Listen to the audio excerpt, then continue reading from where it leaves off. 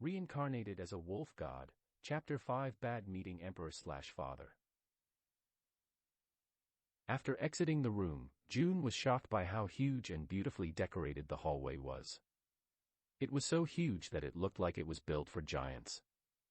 The ceiling had giant golden chandeliers spread throughout the hallways, and the floors had dark blue marble tiles that reflected the sunlight.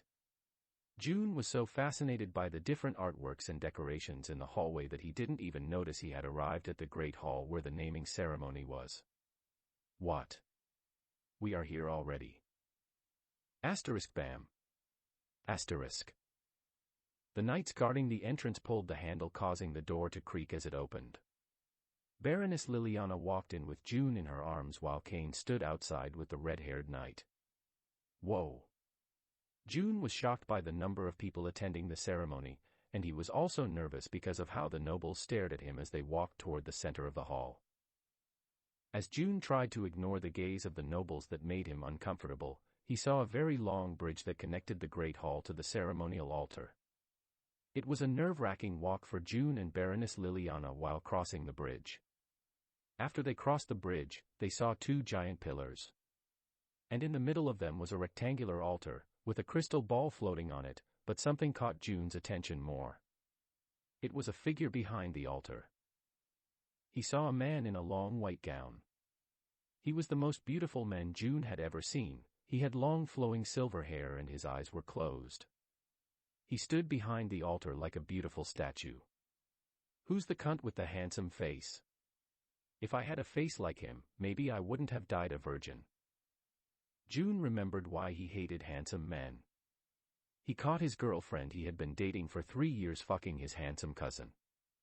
Whenever he wanted to have sex with her, she would say, "I am saving myself until our wedding night," she told him.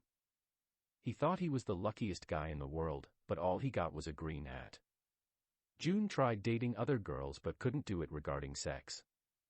He tried and tried again, but every time he was about to have sex, he gets flashbacks of his ex-girlfriend and his cousin fucking. He went for a medical checkup, and the doctor told him he had erectile dysfunction. After receiving the shocking news, June dropped out of college and started streaming games online. Liliana got off the bridge and walked toward the altar.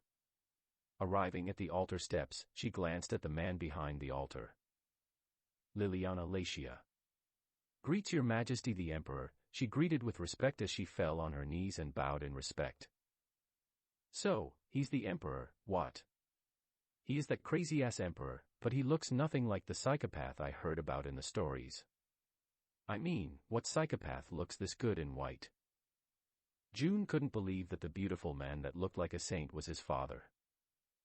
"This lowly one is honored to be able to grace your Majesty's beauty," Liliana said with a flirty voice as she gazed at the Emperor's body. Liliana, what a beautiful name. I hope you look as beautiful as your name," the Emperor said as he opened his eyes. After opening his eyes, June and Liliana were shocked by the color of the Emperor's eyes. The Emperor had red-colored eyes that gave a hint of danger. Immediately, Liliana dropped June to the ground as she tried to make herself more presentable to the Emperor. The Emperor walked down the altar steps with his gaze on Liliana.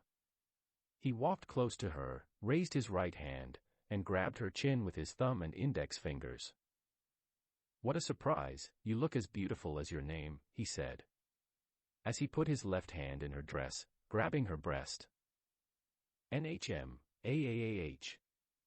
Your Majesty, we can't do this here, AHN," Liliana said as she moaned in pleasure. "What the fuck? Are you doing this in front of a child, you?" June was disgusted by the sight of what was happening and covered his eyes with his baby hands. The Emperor whispered into Liliana's ears. "What is it that you desire, Baroness Latiia?" he asked while he slid his left hand into her smock and fingered her. "Smock is the pants that women wore in medieval times," Liliana, who was moaning in pleasure, replied. "AHN, your Majesty, can you, AAAH? I want to be one who gives birth to a prince for your Majesty." The Emperor has 10 wives, one of them is the Empress and the other are princesses from other kingdoms he conquered or made an alliance with, But all these women have one thing in common. They all gave birth to girls. In a world where men hold the power to control mana, the emperor who is known as the strongest man in the world is not able to sire a prince. The emperor pulled his left hand out of her smock and laughed. Ha ha ha ha, you were funny, he said as he sliced off her head with his hand.